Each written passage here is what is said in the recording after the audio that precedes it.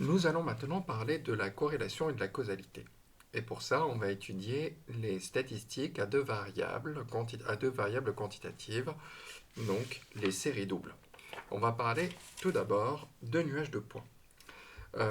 Donc, quand on va mener une étude statistique en relevant de caractères, de variables statistiques, que l'on notera x et y, on obtient alors des couples xi, yi, où xi et yi sont les modalités, les valeurs prises par chacune des deux variables, observées chez le im individu.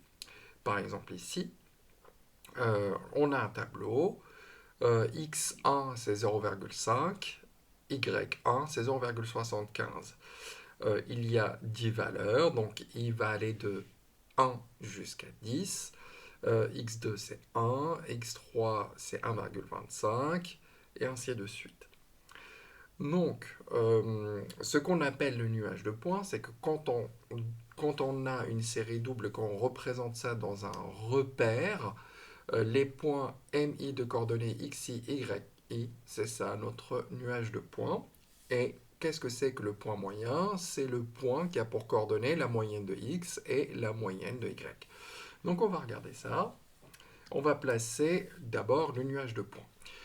Donc ici 0,5, 0,75, le premier point, 0, non, 1,1 et 0,75, le deuxième point, 1,25 pour x et 1,5 pour y, 2,5, 2,75, nous sommes ici, 3,25, 3,25 et 2,75, ça va être ce point-là. 3,5 et 3,75, 3,5 et 3,75, donc il va falloir monter, 3,75. 4 et 3,75. Ensuite, on a 4 et 4,25, c'est ce point-là. 5, 4,75, on a ce point. Et enfin, le point qui a pour coordonnées 5 et 5. Nous avons donc représenté un nuage de points. On va calculer les coordonnées du point moyen. Comment on fait? On va calculer la moyenne pour la variable x. Je ne vous fais pas l'affront de vous dire comment faire. On somme toutes les valeurs et on va diviser par le nombre de valeurs.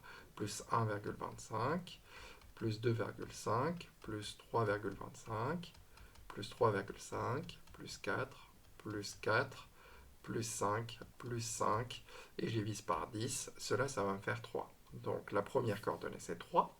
La deuxième coordonnée, 0,75 plus 0,75 plus 1,5 plus 2,75 plus 2,75.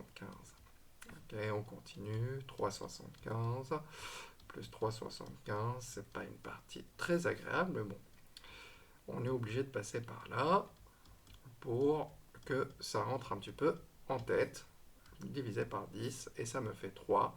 Donc on va placer notre point qui a pour coordonnées 3, 3 et son nom c'est G. Et voilà.